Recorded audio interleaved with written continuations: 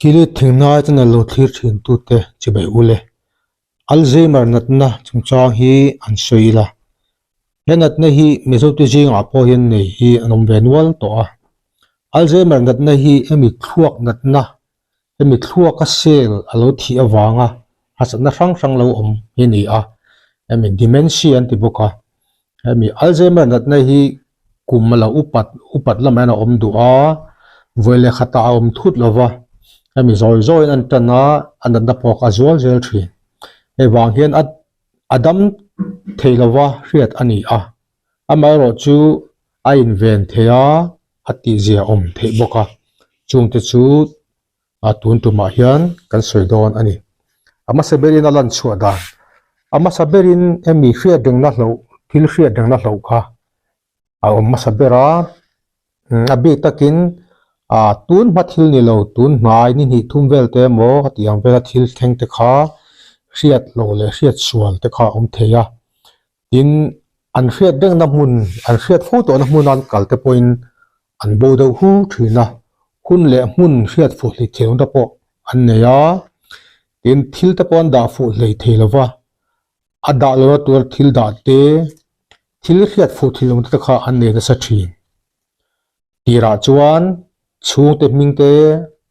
an the hil fowa an nuwa chuan tu teng ani te po hi an phe thei to lova thil chu te mi belle pai ang chi te thuak man ngai na chi kha an te thei to lova thu thuk du dik te pon siam thei to lova nit na kan thil ti pa ngai thin mai phi hano in thiar thomno kha khatia thil ti rang thang te po kha har satna an neya tinatan tirama te chuanin enge khotlang thila te in mang lovin thendual te po pol lovin amal te ponan om chot thri kha alan chodan tang pui chu ani a in ven na le in enkol na lam yan soi leila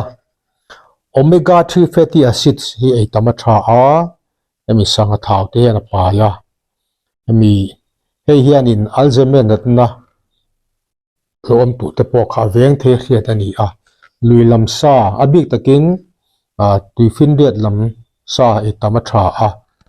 apahina chuan thlai na hring e tam durani abik takin bean te berry kan ti sunlu cherry te mai asparagus tomato iskut carrot bulsen almond ami nut lamchi kesunat khokher kan ti te tiang te po hi e wara tha in soi zoi tamatha a ani lo pon tia kaltam morning walk nei te heng te hianin Alzheimer natna nei te na chance kha ati tlem theini in nun phung thrisel takadun na poimo a nun phung thrisel ti hianin saiturom nuala hemi nun phung thrisel chungchang hi video ka siam to a adu tan a enlet thenga zana te po muthil that apoimo ani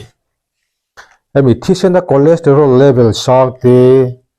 emi thisen sang natna te zun thum natna te mezial zu na sat te emi thau lu tuk te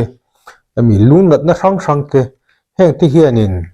Alzheimer natna ni thena chance kha adi sang boka heng te hi heng taka kan filim emo insur emo te poimo a heng na te kan soi te kan lo nei ni chuan in enkol that te po kha apoimo ani enkol na hian hemi chet tam tir te hi apoimo a che kal tam tir te e ba ka music therapy te an ti a in duat tak le mangai taka enkol am poimo em boka in then rual te po pol tam tir te mi pun na te po han khuaya tianga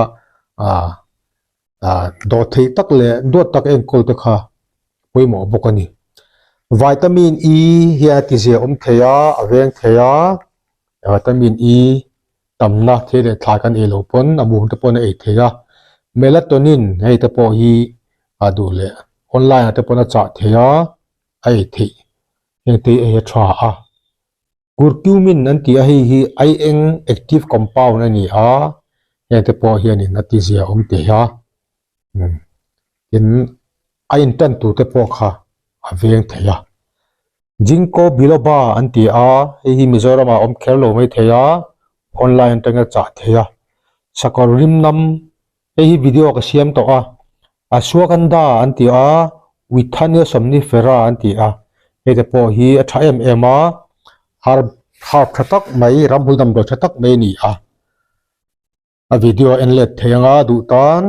online atangin a cha thei boka lambak hi a tha boka ei gotu kulu gotu kola anti boka lambak khi tia a chome de kan hmelo ponin adam doi te po mu te pon ai theya a cha thei online atangin a to bera chon hemi ginseng kan traffic anga ginseng e tamte po hi a tha khang ayan kolna damdoi kan soite a tha kan soite khanin alzheimer natna adida mangti na nilowa masa khang te khanin alzheimer natna ni thena chance kha atitlema aveng theya in alzheimer natna neite po kan natna kha atiji om theni ti dam in inven thazok ti hi adikhle maya alzheimer natna in kol la chungcha po hian ti dam in inven apoi mo sok ti hi adikhle ani kha alzheimer natna chungchang a inven na te kan soi thei chu ite se